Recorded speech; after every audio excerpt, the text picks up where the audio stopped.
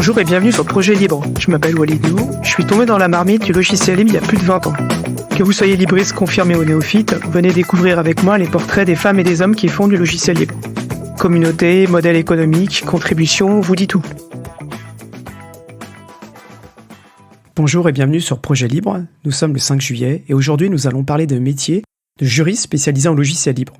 Quand je pense au terme de juriste spécialisé en logiciel libre, je pense tout de suite aux licences, mais aussi à certains procès médiatiques qu'on a pu avoir ou d'autres procès à propos de violation de licences. Mais pourtant, ce n'est qu'une petite partie de ce que les juristes font. Et pour parler de ce métier, j'ai invité Benjamin Jean, qui est un acteur français engagé depuis très longtemps dans le logiciel libre et fondateur du cabinet InnoCube. Benjamin va nous présenter les différentes actions qu'il mène au quotidien. Benjamin, merci beaucoup d'être là. J'espère que tu vas bien. Bonjour. Très bien, merci beaucoup et ravi d'être avec toi. Est-ce que tu pourrais nous expliquer ton parcours et quand est-ce que tu as découvert le logiciel libre ? Me présenter rapidement, donc Benjamin Jean, je suis juriste de formation spécialisé en propriété intellectuelle. Dans la propriété intellectuelle, avec deux thématiques qui étaient à la fois tout ce qui était appliqué, musique, musique jazz, en tout cas tout ce qui était improvisation et travail collectif dans la musique et aussi tout ce qui était lié au développement logiciel, pour en avoir fait moi-même un peu auparavant. Et donc dès la fin de mes études, j'ai été plus dans des sociétés de développement logiciel libre, pour tout dire, sachant que j'avais fait à l'époque mon mémoire sur le sujet de la compatibilité des licences open source, donc déjà assez en immersion. Voilà pour ce qui me concerne. Et donc aujourd'hui, je suis le fondateur du cabinet InnoCube, qui est une structure un peu hybride, c'est-à-dire qu'on est 10 aujourd'hui. Dans le cabinet, il y a 3 juristes seulement, dont un thésard, un doctorant. Et pour le reste, c'est des compétences qui sont soit ingénieurs logiciels, soit designers, soit plus orientés sociaux, usage. Et on accompagne surtout sur à la fois la culturation, la compréhension de ce que les licences peuvent avoir, en tout cas de la dimension juridique dans laquelle s'embarquent les acteurs qui utilisent ou qui diffusent des logiciels libres open source. Aussi toute la dimension communautaire, comment organiser la collaboration au sein d'une diversité, donc d'une communauté diversifiée, des acteurs publics, privés à l'international. Donc tu nous dis que tu as un parcours un peu technique. À quel moment dans ton parcours tu as croisé le logiciel libre ? À partir du moment où on développe, c'était il y a pas si longtemps, mais quand même, c'était quand 2001, je pense. Mon projet bac, c'était développer un moteur de recherche. Et j'utilisais massivement de l'open source. En fait, c'était la base. Donc, de toute façon, pour développer, il fallait utiliser du logiciel libre open source. À l'époque, j'avais pas la culture juridique que j'ai acquise ensuite, qui m'a permis de me spécialiser sur non pas sur le développement, je développe plus du tout, mais sur la dimension juridique qui lui est associée, et au-delà du juridique, tous les outils qui permettent cet interfaçage entre plein d'acteurs partout dans le monde. Toi qui es juriste, comment tu définis une licence ? Alors, il y a plusieurs manières d'y répondre, mais pour moi, une licence libre, licence open source, alors la notion même de licence, c'est pas quelque chose qui est défini par la loi pour la partie droit d'auteur. C'est plus une vision, c'est la terminologie qui est utilisée aux US. La licence, c'est une offre de contracter, dans le sens où l'auteur d'un logiciel ou les auteurs associent à leur logiciel une offre en disant si jamais vous voulez l'utiliser, alors vous devez respecter les conditions qui sont associées. Et donc c'est une offre de contracter par laquelle l'auteur donne, donc partage de manière non exclusive, c'est-à-dire qu'il partage ses droits, mais il les garde aussi pour lui, mais il s'en dépossède pas. L'ensemble de ses droits de propriété intellectuelle associés aux contributions qu'il a pu réaliser pour le monde entier, pour toute la durée des droits, et de manière gratuite. C'est un point qui est aussi important. Et donc celui qui veut utiliser le logiciel accède au logiciel, lit le contrat, l'accepte, et à partir de là, il peut bénéficier des droits qui sont dans la licence, dès lors qu'il respecte les conditions assorties au bénéfice de ces droits. C'est là parfois qu'il y a des mauvais usages. Si on respecte pas les conditions, alors la licence cesse et on devient contrefacteur. Très récemment, il y a eu un procès perdu par Orange sur le sujet. Peu importe qui l'a perdu, en fait, mais il y a eu un procès qui a rappelé que le simple fait de ne pas respecter la licence finalement ne permet pas de prétendre aux bénéfices des autres parties de licence, et donc on retombe sur la contrefaçon. Donc au départ, t'as commencé par développer, ensuite t'as fait des études de droit. Comment t'as fait pour t'intégrer dans ce travail législatif autour des licences? Alors c'est toujours pareil, hein, c'est des rencontres, c'est des personnes avec qui j'ai été amené à monter des projets. L'implication au début était surtout dans les communautés, au titre de Framasoft, et j'en fais encore partie, même si je suis de loin le plus actif de l'association. Mais donc on avait créé un sous-projet qui était aussi une association qui s'appelait Veni Vidi Libri, qui faisait ce travail de répondre aux demandes finalement des différents projets qui butaient sur la question des licences, sur la question des contrats des CLA, donc des contrats de contribution, tout ce qui était un peu trop juridique pour eux et qui nous semblait facile d'une part à résoudre et ensuite à documenter pour permettre à d'autres de trouver leur réponse. Donc c'est l'objet de Veni Vidi Libri.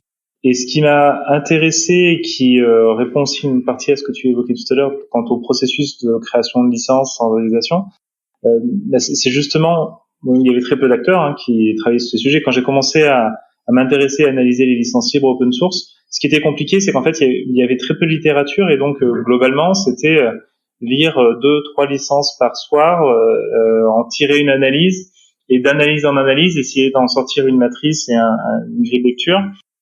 Aujourd'hui, c'est des choses qui sont beaucoup plus partagées. Et d'ailleurs, c'est très facile d'une licence de retrouver la structure qu'on peut ensuite comparer à une autre licence. Et donc à l'époque, il y avait pas tout ça, donc peu de personnes encore impliquées et une communauté qui était assez réduite, mais qui s'entraidait beaucoup, qui cherchait à partager les solutions juridiques qui étaient trouvées par les unes ou les autres. Et il y avait aussi une compréhension du métier du droit. Alors je sais pas si c'est bien formulé, mais beaucoup de licences libres open source ont été rédigées par des non-juristes, des versions qui n'étaient pas du tout du métier du droit. C'est plutôt une bonne chose parce que ça veut dire que ça correspondait à leurs besoins. Mais en revanche, de la même manière que lorsqu'un juriste développe un logiciel, quelques imperfections quant à la manière de faire. Et ensuite, il y a eu cette rencontre entre juristes et développeurs, en tout cas hackers, communauté logiciel libre, dans lesquels les juristes ont commencé à être plus impliqués et apporter des rédactions de contrats qui étaient à la fois plus traditionnelles au sens des usages qu'il y avait dans le milieu juridique, mais aussi peut-être plus pertinentes, plus adaptées aux besoins des projets d'un point de vue juridique. Et le travail de rédaction de la licence, c'est quelque chose qui arrive pas tous les jours non plus, hein. Donc c'est qu'une partie du rôle du juriste, je pense, dans les communautés libre open source. Mais ce travail-là, il se fait de plus en plus maintenant en concertation entre juristes, entre communautés concernées, et ça participe aussi à l'engagement des acteurs. C'est-à-dire qu'une licence, si elle n'est pas utilisée, elle ne sert pas grand-chose. Il y a plein de licences qui aujourd'hui ne sont plus utilisées et finalement sont un peu reléguées au second plan. Parfois, on voit des projets qui les réutilisent. Et quand c'est le cas, on le regrette un peu parce qu'en fait, on sait que derrière, il n'y a pas vraiment de doctrine au sens de possibilité d'interpréter les imprécisions de la licence. Il n'y a pas de suivi, même si jamais on veut contacter les auteurs de la licence, parce qu'ils sont pas disponibles et ils n'ont pas de moyens dédiés. Et il y a quand même un rôle une vision, donc il y a un projecteur qui est mis sur quelques licences seulement.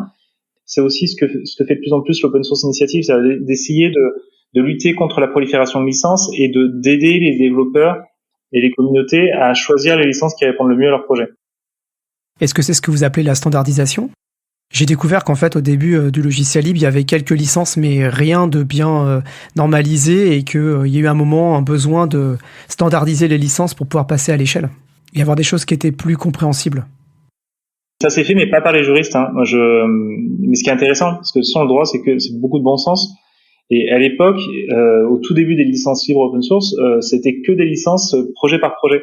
On avait la GNU Emacs Public License, la GNU GCC Public License, et j'en passe. Et un jour, ils se sont dit, tiens, si on veut que d'autres projets puissent réutiliser la licence et qu'on puisse plus facilement partager du code d'un projet à l'autre, il faut qu'on ait une licence générique. Et la General Public License, ça vient de là, la GPL. C'est de cette idée je sors d'un projet spécifique pour en faire une licence qui peut être utilisée sur d'autres projets. Les premiers projets qui l'ont utilisé, c'est Linux, c'est Perl. Donc ça donne aussi ça a montré aussi cet intérêt pour d'autres projets que ceux de la fondation Free Software Foundation à l'époque, d'avoir des outils génériques susceptibles d'être utilisés, parce qu'il est un peu agnostique, donc à l'époque c'était considéré comme tel. Et pour moi, le succès des licences libres open source, justement, c'est d'être devenus des standards. Les licences, ce sont des interfaces, alors juridiques, c'est pour ça que tout à l'heure je parlais je sais pas si j'utilisais le terme interface, mais Les licences, c'est vraiment ce qui permet à des humains ou des organisations de travailler les uns les unes avec les autres. Et donc, pour que ça marche, il faut qu'elles soient standardisées. C'est comme du code. Et le succès des licences libres open source, c'est vraiment ça. C'est-à-dire que où qu'on soit dans le monde, la MIT, c'est la comme telle version de la MIT, on va utiliser une licence qui est peut-être moins ambiguë, mais la licence Apache 2.0, c'est la même. On y associe des effets qui sont quasiment les mêmes. Et c'est pour ça qu'on peut travailler ensemble. Donc des licences, il y en a vraiment beaucoup. Alors quel est l'intérêt d'avoir des licences plutôt à l'échelle française ou à l'échelle européenne? Parce que là, on parle de MIT, on parle de licences Apache, qui sont des licences qui ont été rédigées plutôt par des Américains. Oui, complètement. La majorité des licences sont américaines, de toute façon. Bon, ça peut s'expliquer, je pourrais passer du temps sur l'explication, mais bon, peu importe. La majorité des licences sont américaines. La question du besoin sous-jacent à la rédaction d'une nouvelle licence, pour moi, c'est crucial, mais c'est pas si automatique que ça, et notamment, alors ça fait partie peut-être des biais des juristes, mais les juristes ont souvent tendance à dire, lorsqu'on leur demande de rédiger un contrat, ou de modifier ou d'amender un contrat, de repartir à partir de zéro, parce que simplement on contrôle mieux, ça répond à nos pratiques, nos usages, et donc on est en confiance. Je pense qu'il y a quand même pas mal de licences libre open source qui au début ont été rédigées parce que ça sécurisait. Et puis c'était même certainement aussi l'une des raisons pour lesquelles l'open source au début a eu tant d'engouement de la part des sociétés, c'est qu'il y a plein de sociétés qui se sont dit génial, je vais créer ma propre licence. À l'époque, juste après la création de l'open source initiative, donc les années 2000, on a eu cette définition de l'open source définition, et donc il y a plein de nouvelles licences, donc notamment la Mozilla Public License. Il y a plein de nouvelles licences qui ont pris les modèles de licences existantes et qui les ont un peu modifiés. Et on s'est retrouvé avec une prolifération en 5-6 ans. Il y a eu des centaines de nouvelles licences. Après, heureusement, on est revenu en arrière, on a limité le nombre de licences, mais je pense qu'à l'époque, c'était une bonne chose pour que des sociétés qui n'étaient pas du tout empreintes du livre se sentent en confiance en se disant on l'a adapté. Voilà, on avait ce besoin, on l'a fait. La question des licences françaises en langue française, les licences Cécile, pour ne pas les citer, mais c'est celle qui donc CNRS à INRIA, ça avait été rédigé par des centres de recherche français parce qu'ils considéraient, et c'est une vision très juridique, très juste et très juridique, ils considéraient que les licences open source ne répondaient pas au formalisme et aux obligations auxquelles ils étaient assujettis. Et donc, créer ces licences permettait de lever un frein à l'open source. Et donc, c'était une réponse intéressante de ce point de vue-là, en disant on peut diffuser sous licence CC, et puis en plus, elle est compatible avec la GPL. Donc, plus tard, les gens, s'ils veulent pouvoir fusionner, reprendre une partie de notre code pour développer le réutiliser dans un autre projet, ils pourront le faire. La licence EUPL, c'est un peu différent, c'est l'Europe qui dit de par mes statuts, en fait, je peux pas m'engager comme un kidam. Je peux pas être. L'Europe ne peut pas se retrouver devant le tribunal, je dis n'importe quoi, de Caroline du Sud, parce qu'il y a eu contrefaçon. Et donc il y a une posture qui était de dire, en fait, il faut nécessairement qu'on ait des contrats qui soient adaptés à la spécificité qui est l'Europe au vu du monde entier.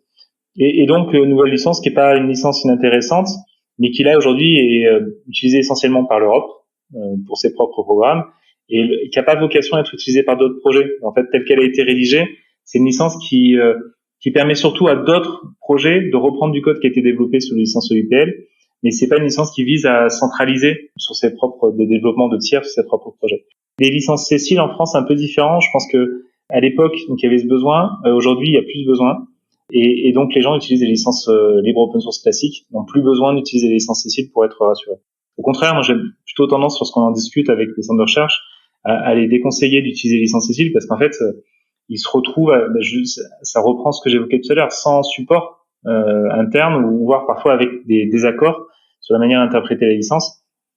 Je pense que la majorité du temps, quand on utilise une licence libre open source, c'est pour se simplifier la vie. Tout ce qui complique la collaboration, l'interprétation, qui amène à des discussions, négociations supplémentaires, c'est plutôt à éviter. En fonction des licences utilisées, ça peut être plus ou moins compliqué pour un développeur de contribuer à un projet. Donc je suppose que si tu es contributeur étranger sur un projet qui utilise une licence Cécile, ça doit être plus compliqué. Donc ça fait très cocorico, ça affiche le drapeau français. Ceux qui connaissent les licences vont dire de toute façon elle est compatible avec la GPL, donc j'ai même pas besoin de la lire, je vais réutiliser en GPL. Et ceux qui connaissent pas la licence, qui vont la lire pour essayer de la comprendre, c'est compliqué. D'autant que si on lit l'ensemble des licences Cécile, Pour moi, il y a des vrais sujets c'est pas aussi fluide et clair que ça devrait l'être. Tu as évoqué le fait que quand tu es arrivé, au départ, vous étiez dans une petite communauté de juristes et que vous parliez beaucoup. Qu'est-ce que ça représente, la communauté française des juristes dans laquelle tu travailles ? Et je suppose que c'est pas une communauté très grande, c'est que vous connaissez tous. Alors oui, il n'y a pas beaucoup de juristes qui travaillent sur ces sujets et il y en a pas mal qui sont passés par le cabinet d'ailleurs. Je pense qu'on alimente aussi par les stages, par les personnes qui passent chez nous cette formation, acculturation au livre et ensuite c'est maintenu. Alors dire combien de juristes sont aujourd'hui mobilisés sur ces sujets, c'est pas facile.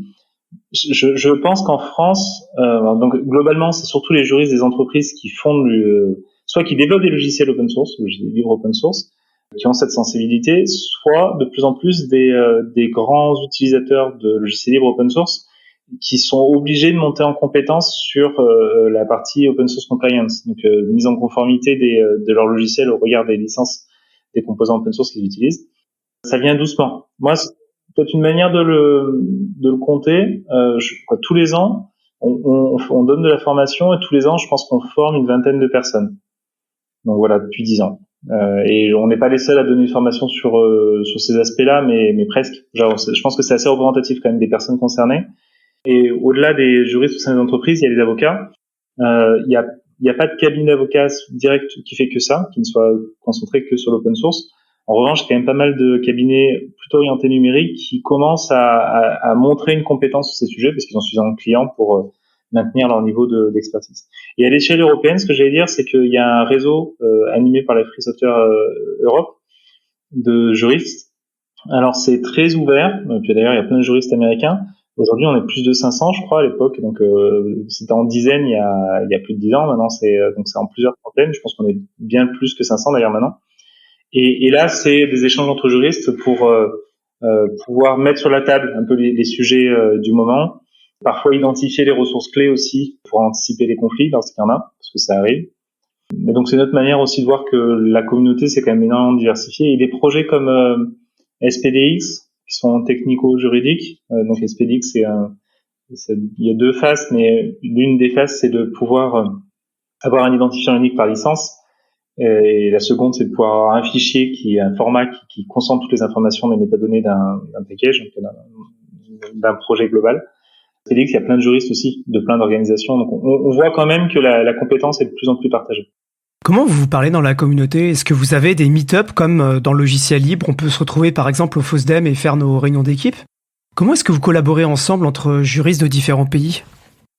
Alors ça se fait surtout par les événements, je dirais. Il y a la mailing list dont je parlais tout à l'heure, les diffusions d'FSFE. Sinon, c'est plus des événements. FSFE, on organise. Nous, on organise aussi un événement annuel qui s'appelle EOL, European Open Source and Free Software Law Event. Et c'est un exemple. En fait, l'intérêt de ce type d'événement, c'est de pouvoir se rencontrer, échanger, mettre un peu à jour nos pratiques respectives. EOL pour cette année, alors c'est un peu en lien avec ce que tu viens d'évoquer, c'est-à-dire qu'il y a un événement final en présentiel à Paris en décembre, mais on organise quelques webinars, workshops, même si c'est plus des ateliers de travail. Le dernier, c'était, moi j'ai animé le premier, le deuxième était animé par Malcolm Bain, qui est un avocat espagnol qui est très impliqué sur ces sujets. Il y a une vingtaine de personnes. Et donc à chaque fois, c'est vraiment des juristes qui mettent un peu qui partagent tout ce qu'ils peuvent partager, à la fois sur les besoins et sur les réponses apportées de leur côté. Il y a plus de besoins qu'il y a de réponses aujourd'hui, mais c'est le but justement de ce partage. Tout à l'heure, tu parlais d'une licence et de faire des clarifications. Sur des licences archi connues comme par exemple une GPL v3, une AGPL v3, est-ce qu'il y a toujours des choses à clarifier ou alors est-ce que c'est plutôt sur des licences plus récentes ou moins utilisées ? Alors, il reste toujours des zones d'ombre sur des licences de type GPL, mais qui sont des zones d'ombre volontaires. Bon, là, je pense qu'il n'y a pas forcément de consensus dans la communauté des juristes là-dessus, mais la licence, c'est un instrument de négo aussi, et ça peut être utilisé pour tordre un peu le bras de ceux qui voudraient pas partager. En tout cas, il y a toujours cet enjeu de tout le monde autour de la table n'a pas les mêmes objectifs. Donc, il faut être conscient du fait qu'on soit pas tout le temps d'accord, de telle manière à se ménager quelques armes en cas de désaccord. Et donc, je pense, dans les licences type GPL, il y a des choses qui sont interprétées, notamment dans les FAQ de la FSF, Freedom Information, de manière ultra extensive, ou alors de manière assez biaisée. Quand on lit la FAQ, les questions sont posées de telle manière à ce que les réponses soient évidentes. Pour autant, parfois, les questions sont pas aussi simples. Donc cette dimension d'interprétation de licence, alors pour moi c'est un enjeu. On essaie d'accompagner dans une maximisation qu'il y ait de plus en plus de personnes qui utilisent, qui rejoignent les communautés open source. Et pour nous ça passe par une acculturation et par gommer toutes les zones d'ombre. Sur la partie interprétation, on a lancé un projet, ça je n'en ai pas parlé tout à l'heure, mais ça rejoint un peu ce que j'évoquais, qui s'appelle Hermine. C'est à la fois un logiciel donc de mise en conformité en interne des organisations de mise en conformité de l'open source, notamment d'un point de vue des aspects juridiques, et une base de données ouverte aussi, sous licence open data, d'interprétation, en tout cas de compréhension liée aux licences. Et le but, c'est de faire ce travail plutôt que d'avoir chacun une lecture différente d'une même licence, ou des lectures convergentes, on ne sait même pas, d'avoir un standard, une lecture un peu consensuelle qu'on peut avoir de cette licence en se disant qu'ensuite chacun peut instancier chez lui le logiciel et modifier la base de données, mais qu'on parte d'un point de départ pour faciliter le consensus, pour aussi mieux gérer les risques. Et donc je pense qu'il reste encore un effort d'interprétation, mais on commence à trouver des solutions qui parfois sont techniques. L'exemple d'Hermine, c'est technique, même si ça repose d'ailleurs sur une communauté de juristes qui l'alimente. Et c'est une bonne chose parce que l'intérêt de la technique là-dedans, c'est quand même on a des canaux qui sont un peu, comment dirais-je, la forme est là, et donc on est obligé de se mettre d'accord sur ce qui passe dans ces tuyaux, et c'est une bonne chose parce que ça simplifie les réponses en interne et en externe aussi, parce que l'un des enjeux de l'open source, c'est aussi la collaboration qu'on va avoir avec les autres acteurs de la supply chain. Donc oui, l'idée c'est qu'on soit à peu près en phase sur les réponses qu'on peut apporter à chaque compréhension des licences qu'on utilise globalement. Imaginons que je suis quelqu'un qui veut faire du logiciel libre. Je vais déposer mon code sur une plateforme. Il va falloir que je choisisse une licence. Si je suis pas un expert, quelles sont les grandes choses auxquelles il faut que je fasse attention? Et où est-ce que je peux trouver de la doc pour en savoir plus sur ces sujets-là? Alors, pour répondre au premier point, lorsqu'on veut diffuser sous licence libre open source, première question, c'est est-ce qu'on est en capacité de le faire? Donc déjà de savoir quelles sont les contraintes qu'on a en interne au sein de l'organisation, d'une part, parce que on peut avoir des contrats avec des tiers, peu importe, mais il peut y avoir des engagements contradictoires, et au regard du projet aussi. Alors que le projet, notamment s'il utilise des dépendances qui sont soumises à des licences contraignantes, quelles qu'elles soient, ça va conditionner le choix qu'on peut faire in fine de notre propre licence. Sur le projet aussi, alors d'ailleurs sur l'organisation, sur le projet, il y a d'autres facteurs qui sont à prendre en compte. On est une organisation, je dis n'importe quoi, française ou européenne, et on va se dire tiens, nous on va plus, je suis une administration française, le nombre de licences, le choix que je peux faire en termes de diffusion sous licence libre, il est limité. Il y a une quinzaine de licences qui peuvent être utilisées par les administrations françaises et pas d'autres. Il y a une liste en décret Premier ministre. Bon, très bien, il faut le prendre en compte. Le projet lui-même, c'est un projet qui fonctionne en SaaS. Pareil, il faut prendre en compte les spécificités liées au projet, parce que toutes les licences n'intègrent pas ces typologies d'exploitation. Donc une fois qu'on a une vision un peu claire de quels sont nos besoins et nos contraintes aussi internes, on liste la manière dont on processe quand on veut essayer de rationaliser un peu le choix de licence. On liste nos objectifs. Est-ce qu'on veut, qu'est-ce qui est important pour nous? La simplicité, le côté international, la modularité, la compatibilité avec les autres projets. Donc on liste quelques éléments comme ça. On peut vraiment le faire sur une feuille blanche qui permet d'objectiviser pourquoi on choisirait telle licence ou telle autre. Et une fois qu'on l'a fait, c'est assez facile de se dire, finalement, la licence, il y a énormément de licences libre open source, on l'a dit tout à l'heure, mais globalement, les licences les plus utilisées, c'est une quinzaine de licences, 10, 15 licences. Donc on peut prendre ces licences les plus connues, les plus utilisées, et juste sur la base des critères qu'on a établis avant, déterminer celles qui répondent aux besoins. Et c'est assez facile une fois qu'on a fait cet exercice, et ça peut prendre vraiment pas beaucoup de temps, de converger vers le choix de la Féro GPL ou le choix de la licence Apache. Et d'ailleurs, ce qui est parfois intéressant, c'est de constater que à l'aune des critères qui sont importants pour nous, alors c'est un peu plus compliqué quand on est dans un grand groupe qui a plein de personnes avec plein de besoins différents, parfois incompatibles. Mais bon, ça peut se concilier. En tout cas, une fois qu'on a tout posé à plat, c'est assez intéressant de voir que parfois il y a deux licences complètement différentes qui peuvent être tout à fait pertinentes pour le même projet. C'est un choix. Il faut qu'on choisisse. Soit on va sur l'exemple qui vient en tête, sur de la Féro GPL, parce qu'en fait, on veut vraiment orienter vers la dimension copyleft du projet, s'assurer que toutes les contributions soient bien reversées, repartagées, ainsi de suite.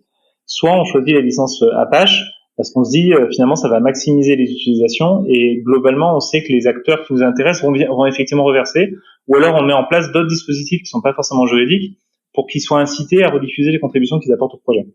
Tout ça se comprend globalement. Et où est-ce qu'on trouve des ressources sur ces sujets? Alors, il y avait Vini qui était vraiment, c'était l'un des objectifs du site, qui aujourd'hui n'est plus en ligne, donc c'est problématique. Sur Wikipédia, on retrouve pas mal d'infos. Faut quand même dire qu'à l'époque, Wikipédia, quand on avait lancé Vini était très incomplet sur ces sujets. C'est plus le cas. Maintenant, il y a énormément de ressources.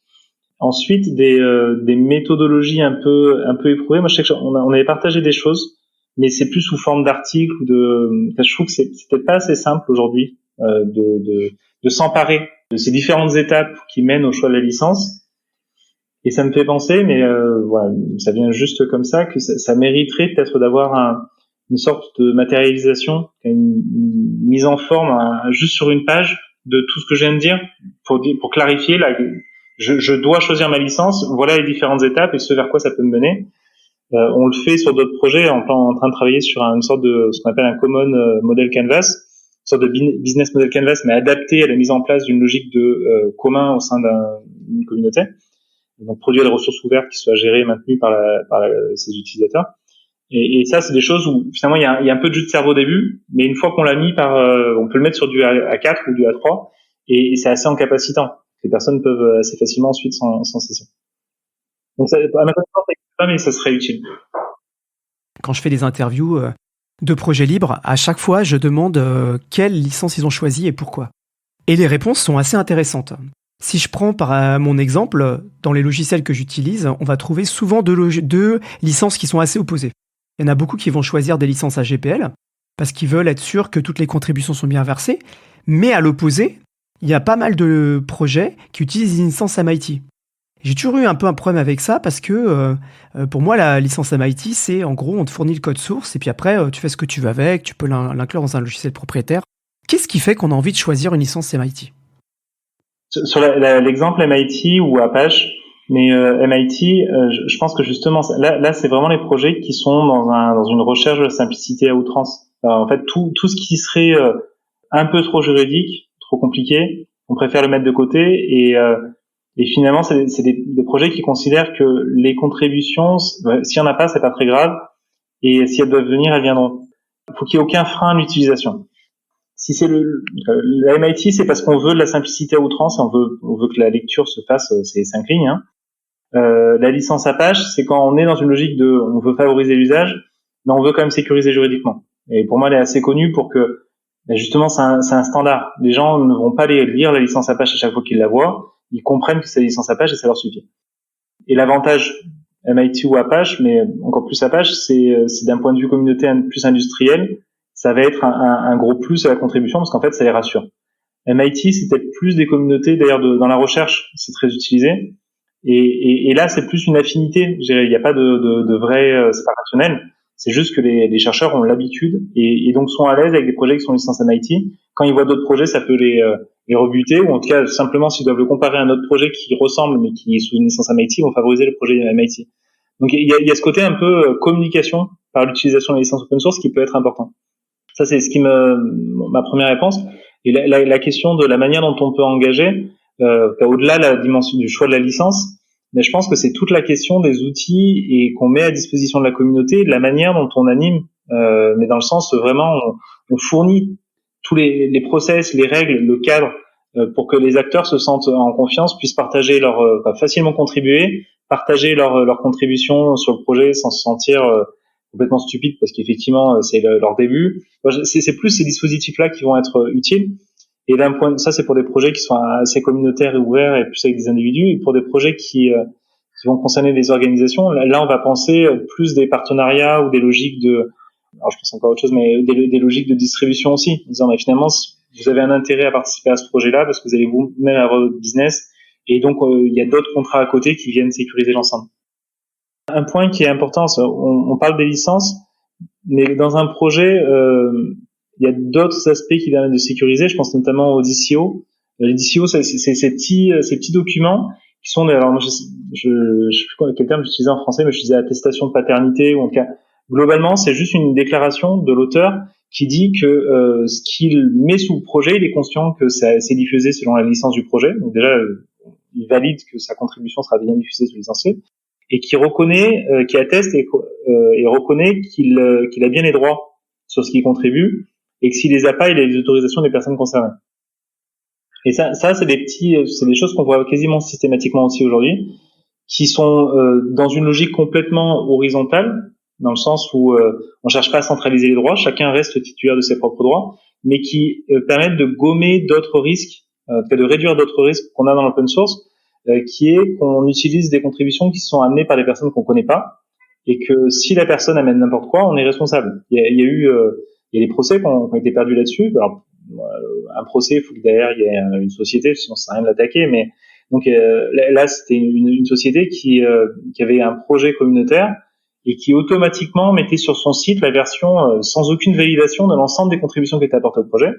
Il y a quelqu'un qui, à mon avis, de bonne foi, a pris du code qui lui appartenait pas, l'a contribué au projet. La société qui publiait le code s'est retrouvée en situation de contrefaçon, parce qu'elle publiait le code d'un tiers sans son autorisation, et elle s'est fait condamner.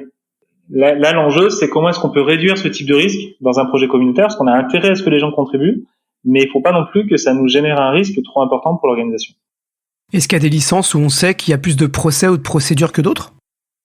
Alors, oui.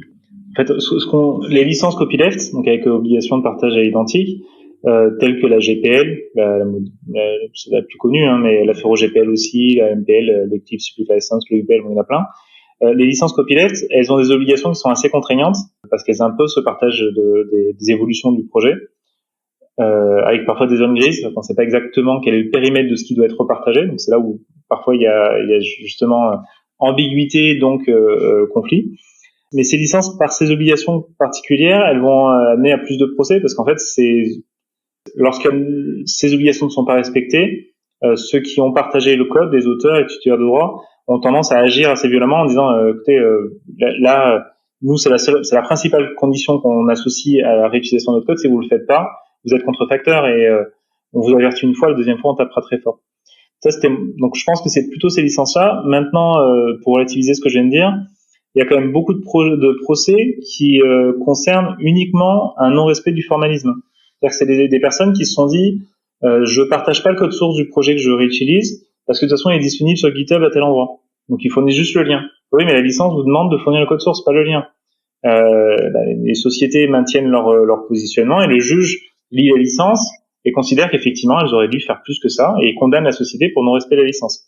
Donc là c'est un peu bête parce qu'en fait s'ils avaient été un peu à l'écoute de la communauté et qu'ils avaient mieux cerné les risques dans le sens pris en compte le principe même des licences libres open source qui est de s'appuyer sur la propriété intellectuelle et donc le risque d'action contrefaçon si c'était pas respecté, toutes ces organisations n'auraient pas été condamnées comme elles l'ont été. C'est un sujet qui revient régulièrement. Si tu fais un projet libre, t'as pas forcément beaucoup d'argent. Et si tu penses qu'il y a une violation de licence, dans ce cas-là, quels sont les organismes que tu as à disposition dans la communauté du libre pour t'aider à te défendre, car ça peut coûter très cher. Alors, le point, c'est que n'importe qui ne peut pas agir pour non-respect d'une licence. Je fais un aparté rapide, mais il y avait dans le projet de loi pour une république numérique, d'Axel Lemaire en 2016, il y avait une proposition d'un article qui visait à ce que des sociétés puissent défendre l'intérêt alors il parlait des communs, mais ça aurait complètement concerné le logiciel, donc de communautés qui étaient pas, de personnes qui diffusaient librement leurs produits, mais qui n'étaient pas en capacité d'agir par eux-mêmes. Et donc là, il y aurait eu des associations, type association de consommateurs, qui auraient été en capacité d'agir pour le compte d'eux. Ça n'a pas été retenu dans la loi telle qu'elle a été publiée in fine. Et c'est bien dommage parce que c'est le problème aujourd'hui, c'est que seuls les titulaires de droit sont en capacité d'agir pour violation de leur licence. Et donc, si ces titulaires sont pas structurés dans une association, dans une fondation, qui a une entité juridique, qui a les moyens de pouvoir agir en justice, parfois c'est un peu David contre Goliath. C'est quand même très difficile d'envisager d'agir contre un énorme acteur. Néanmoins, alors, en Allemagne, Harald Welte, donc il y a énormément de procès en Europe et notamment en Allemagne qui ont été initiés par la même personne, un individu qui était un contributeur à Linux, à BusyBox, et qui sur ce fondement-là, en fait, avait la capacité, l'intérêt et la qualité d'agir. Et donc, ce qu'il faisait, c'est qu'il agissait lui, mais il était soutenu par des structures associatives locales qui le finançaient finalement dans ses actions. Ce qui était d'autant mieux que il le faisait pas pour gagner de l'argent, il le faisait juste pour faire respecter les licences. Et ce qu'il demandait, c'était que l'indemnisation des coûts du procès. Donc c'était pas rentable et je pense que c'était une application très louable et forte de sa part, mais lui demander en plus de tout payer, c'était compliqué. Il y a quelques structures qui sont des structures un peu parapluies, des fondations parapluies, des structures qui aident les projets. Celle qui irait le plus dans ce sens-là, c'est Software Freedom Conservancy, avec Bradley Kuntz, qui joue ce rôle d'héberger les projets, mais aussi d'agir pour défendre les intérêts des projets. Ils ont initié quelques procès, alors c'est très compliqué quand même, parce que souvent les personnes qui sont en contrefaçon sont aussi des partenaires, c'est le principe, donc c'est un peu le bâton d'un côté et le carotte de l'autre, et c'est pas toujours simple de savoir qui tape et qui propose la carotte, donc qui cherche à s'appuyer sur ces nouveaux entrants dans le logiciel libre open source pour renforcer l'écosystème, et qui tape sur ces mêmes acteurs parce qu'ils font pas encore bien les choses, donc parfois c'est complexe. Et donc il y a une structure, moi je pense au SFC, comme celle-ci, et en France, par exemple, je sais que c'était la Free Software Foundation France, je crois, donc elle a un chapitre d'une association locale qui avait aidé aussi Harald Welte pour agir contre Free à l'époque. La Free Software Foundation France, elle aide par quel moyen? Elle met à disposition des ressources ou de l'argent? De ce que je sais, mais là je suis pas assez impliqué dans la structure elle-même. Pour moi, la FSF France, c'est une coquille. Ça permet juste de soutenir des actions. Je suis pas sûr qu'ils aient de budget dédié, qu'ils puissent vraiment donner les moyens financiers. En revanche, ils font les contacts, ils font le réseau, l'interface avec d'autres acteurs qui ont les moyens et qui peuvent participer à. Donc je pense que là, à l'époque, c'était plus pour apporter un soutien et faire en sorte que l'action puisse aboutir, parce que pour quelqu'un qui n'est pas domicilié en France, d'arriver et d'agir voilà, c'était loin d'être simple. Et je pense qu'ils ont fait cette intermédiation finalement qui a rendu possible l'action. À ma connaissance, il y a pas de fonds dédiés, sauf peut-être dans les fondations qui ont leur propre budget.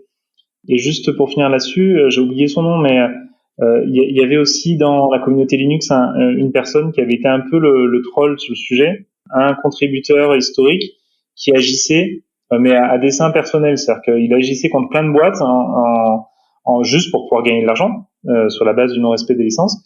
Et ce que j'ai trouvé intéressant, c'est que la communauté s'est désolidarisée de ce comportement, justement parce que pour eux, c'était pas conforme à l'esprit du logiciel libre, l'open source. Et je pense que c'est une bonne chose, même si c'est pas encore tout à fait pérenne, mais que ça soit pas un business en tant que tel que d'attaquer des organisations parce qu'elles utilisent mal ou elles sont pas conformes aux licences. C'est un process qui prend du temps. Pour le voir avec tous les acteurs avec lesquels on travaille, c'est des gens qui sont quand même plutôt de bonne volonté. C'est rare qu'il y ait, c'est exceptionnel qu'il y ait une volonté de nuire ou qu'il y ait une vraie connaissance de la mauvaise application des licences. Si je reviens sur toi et sur le cabinet InnoCube, c'est quoi tes sujets quotidiens et vos sujets actuels? Donc on travaille principalement sur les logiciels libres open source, un peu open data et open source hardware, et on travaille sur parfois des démarches qui sont un peu plus macro, en tout cas global, type open science, open innovation ou pour sciences ouvertes et innovation ouverte, plus des postures d'innovation. On intervient à 3 niveaux, principalement au niveau des projets. On fait de l'audit de code. Donc là, c'est vraiment d'identifier dans le code qui est utilisé l'ensemble des dépendances récursives. Donc d'avoir un software bill of material le plus large, le plus exhaustif, associé auquel sont avec chaque licence qui correspondent à chaque partie de ces dépendances et de ses composants. On fait souvent ce travail de rectifier aussi les informations de licence qui sont pas les bonnes, parce que c'est encore beaucoup de métadonnées et c'est tout à fait perfectible, et d'en ressortir une analyse et une idée précise de quels sont les tenants et aboutissants au regard de l'ensemble de ces composants utilisés. Ça, le côté SBOM, c'est une partie de notre activité. On fait beaucoup sur le projet toujours de valorisation du projet, donc de définir quel est le modèle économique vers lequel on peut tendre en fonction des besoins, de ce à quoi répond le projet et de ses besoins et des communautés cibles. Ensuite, on fait beaucoup aussi de stratégie de politique open source. Donc là, c'est vraiment aller à la rencontre de l'ensemble des départements d'une organisation, comprendre quels sont leurs process, leurs enjeux, leurs moyens, et de voir dans quelle mesure ils peuvent changer pour mieux intégrer la conformité open source. Alors c'est un peu plus que conformité, parce qu'on intègre aussi tout ce qui est soutenabilité, donc vision des communautés sous-jacentes, éventuellement il peut y avoir des liens avec la qualité ou la sécurité. Alors ça, c'est plus pour les acteurs privés. Il y a quelques boîtes publiques aussi. On fait un peu de politique publique. Donc là, c'est d'intégrer dans des politiques. Alors, avec France Relance, il y en a eu pas mal en plus. Cette idée de tout ce qui va être financé doit être diffusé sous licence libre open source, doit être produit dans le cadre de communautés qui pérennisent aussi les ressources dans le temps. Donc de penser à ça. Le dernier point, le dernier niveau d'intervention, c'est plus l'écosystème. Dans le domaine de la mobilité, là, on est sur les véhicules intermédiaires. On l'a fait encore dans d'autres sujets, c'est de se dire comment est-ce qu'on réunit tous ces acteurs qui donc d'un marché plus ou moins développé pour qu'ils puissent produire des ressources ouvertes, partagées et les maintenir dans le temps. Donc là, c'est vraiment une vision systémique dans lesquelles les logiciels libres, open source, open data sont autant de moyens en fait d'amener une collaboration, à une clarification du cadre de collaboration de ces acteurs. Mais sur ce sujet des SBOM, là, des nomenclatures logicielles, c'est des entreprises qui viennent vous voir pour que vous fassiez ce travail? Parce que moi, je l'ai vu faire chez des industriels français quand j'étais en Presta. Et c'est un travail qui est vraiment long, fastidieux et qui demande des sacrées compétences techniques. Oui, là, c'est des entreprises où on le fait pour le compte des collectivités aussi pas mal. Il y a pas mal de collectivités territoriales qui sont dans cette logique on diffuse le projet en open source, on permet à d'autres collectivités de pouvoir les utiliser parce qu'ils ont les mêmes besoins, les mêmes missions que nous. Et ensuite, il y a des entreprises qui nous demandent aussi de les aider là-dessus. Alors, on le fait, généralement, c'est pas des choses qu'on essaye de pérenniser, dans le sens où on le fait pour les faire monter en compétences, et on essaie de documenter, d'accompagner aussi dans la compréhension de la méthodologie ces acteurs-là, parce que c'est pas parce que c'est nécessaire, mais effectivement, c'est fastidieux, et le but, c'est quand même que ça soit le plus automatisé possible. Hermine vise vraiment à automatiser le maximum de ça. Le but d'Hermine, c'est de pouvoir propager chaque décision qui est prise et mutualiser en fait. Quand dans un projet on détecte une dépendance qui est je sais n'importe quoi, qui comme licence finalement a le mauvais identifiant SPDX, on le corrige une fois et le but c'est que ça soit corrigé pour toutes les autres occurrences de cette même dépendance. Et ça, c'est des choses qu'on essaie d'associer, en tout cas de les outils. Le but d'Hermine, c'est qu'ils aient aussi les outils qui leur permettent de le faire durer dans le temps. Et oui, dernier point, c'est que effectivement, c'est des choses qui sont longues, mais c'est aussi un métier assez complexe en tant que tel. Générer des software bill of material.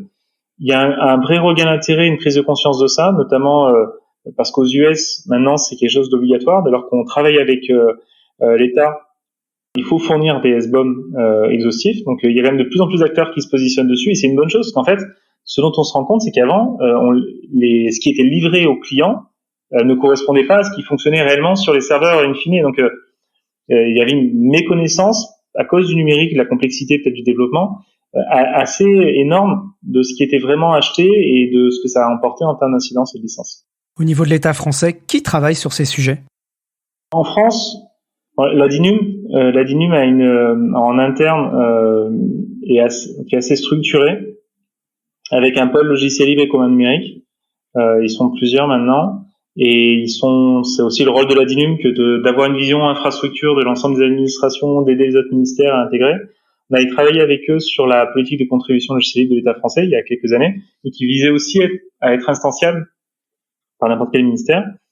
Ensuite, au-delà de la DINUM, c'est des sujets qu'on entend dans les centres de recherche, c'est assez fréquent, et c'est même il y a un vrai besoin parce que il y a beaucoup d'open source dans la recherche, et dans la valorisation qui est faite des projets de recherche, en revanche, c'est des compétences qui sont encore peu connues et développées, et donc on intervient souvent avec eux. Ensuite, d'un point de vue plus stratégie politique, des acteurs assez moteurs, c'est par exemple l'ADEME, l'ANCT, l'Agence nationale pour la cohésion des territoires.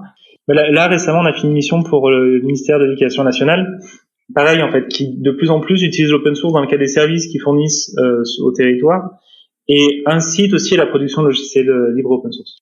Et pardon, j'y pense, en Europe, il y a comme une incitation assez forte au logiciel libre, au commun numérique aussi. Alors, je dis le terme commun numérique de manière volontaire, c'est quand même la terminologie qui simplifie parfois l'accès, en tout cas le changement de posture d'acteurs publics et privés. Pour moi, c'est assez représentatif du logiciel libre tel qu'on l'entend. C'est-à-dire que c'est orienté, c'est finalisé.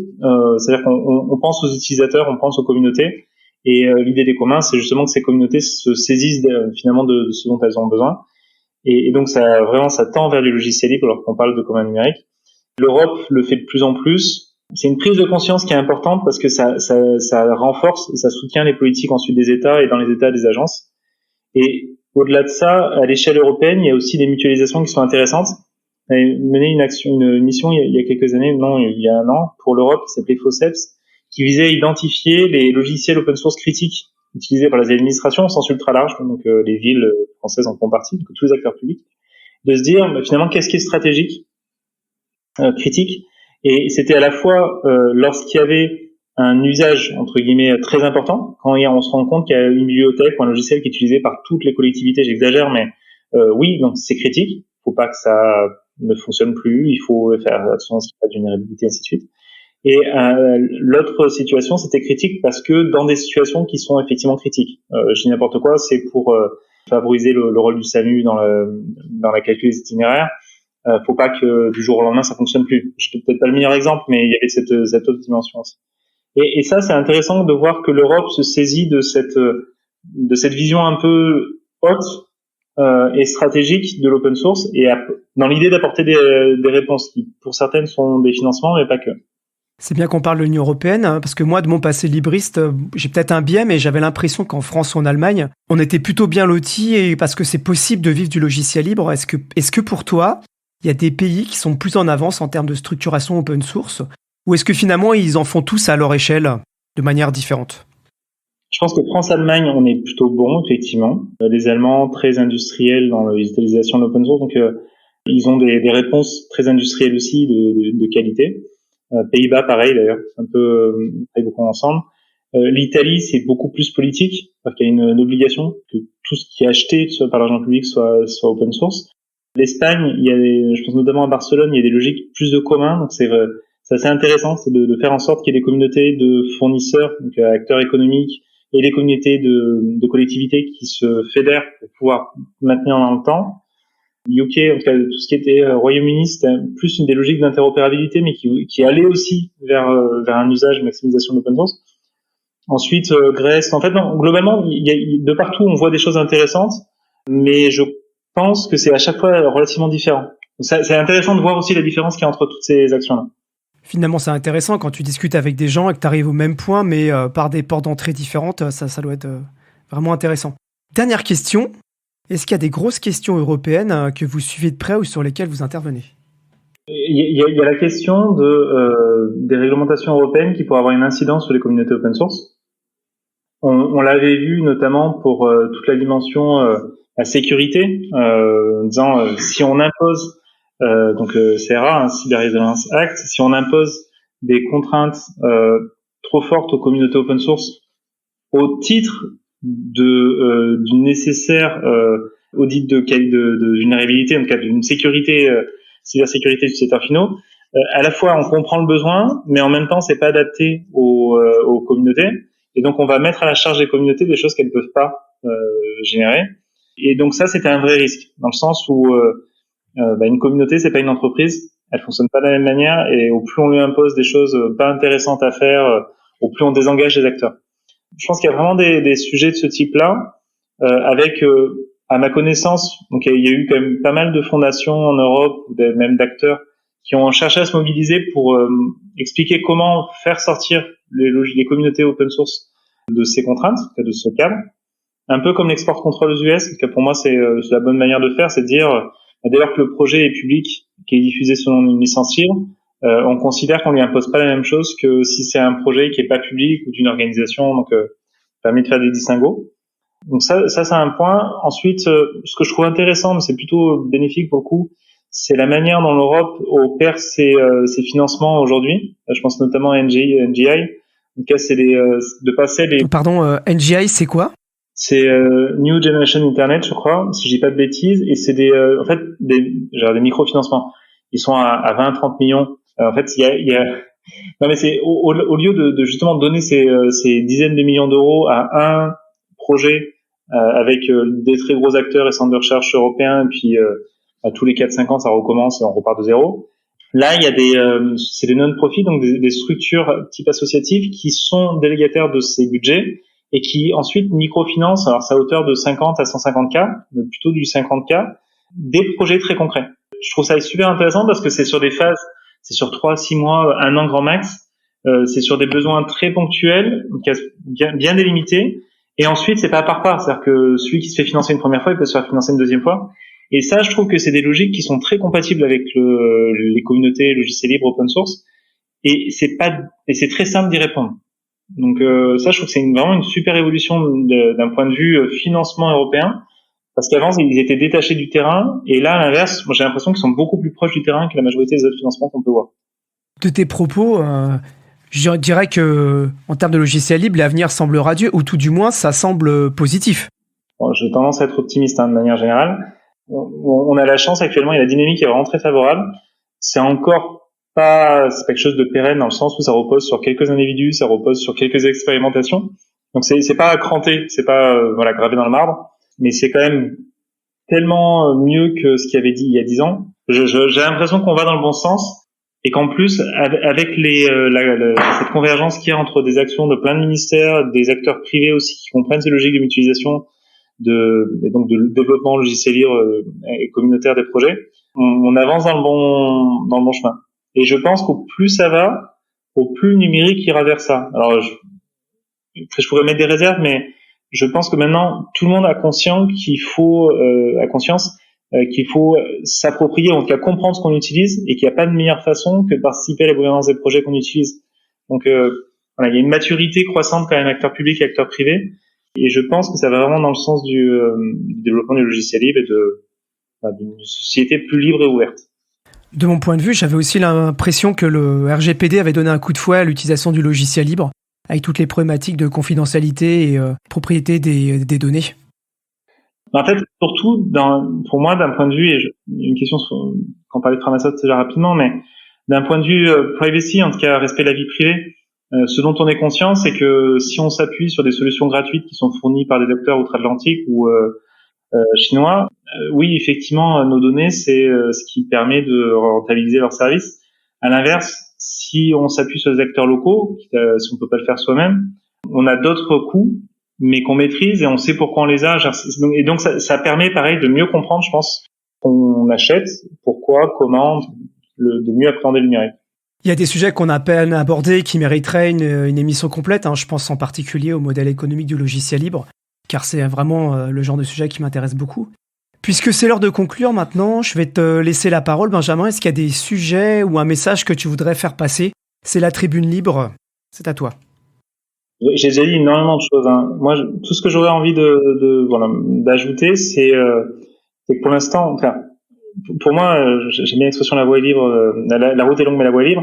Non mais globalement, on sent que le sens de l'histoire est celui qu'on avait en tête et c'est plutôt une bonne chose. Il y a encore énormément de besoins d'acculturation, et puis de monter en compétence sur tous ces sujets. Je pense que c'est l'un des grands points des années à venir, c'est que c'est pas fini et c'est pas parce qu'on a tous compris pourquoi il faut aller vers ça qu'on sait tous le faire. Donc c'est peut-être là où il y aura peut-être encore des initiatives associatives, communautaires importantes, mais il faut pas avoir peur de ne pas savoir et le faire ensemble et puis d'en discuter. Je suis ravi d'avoir eu cet échange maintenant. J'avais tout à l'heure un appel avec un projet qui se posait plein de questions sur l'utilisation justement de l'open source, des incidences d'un point de vue économique. Il faut en parler. Tout le monde a envie que ça avance et de partager les connaissances, donc faut surtout pas hésiter. Eh bien, c'est un très bon mot de la fin. Merci d'avoir pris du temps, Benjamin, pour parler des sujets qui sont au quotidien et que tout le monde mériterait de connaître finalement parce que c'est des questions de gouvernance, d'argent public, de ce qu'on veut comme type de société. Donc, merci d'avoir pris le temps de discuter avec nous. J'espère te recroiser bientôt. Ça sera de même. Ravi, à très vite. Et pour les auditeurs et les auditrices, si ça vous a plu, n'hésitez pas à en parler autour de vous, à partager sur les réseaux sociaux, à nous laisser un commentaire aussi sur les plateformes de streaming. Le podcast est disponible sur toutes les bonnes plateformes de streaming. Restez connectés pour les prochains épisodes. Il y a encore des interviews passionnantes dans des domaines tout à fait différents à venir. Je vous souhaite une très bonne journée. À bientôt.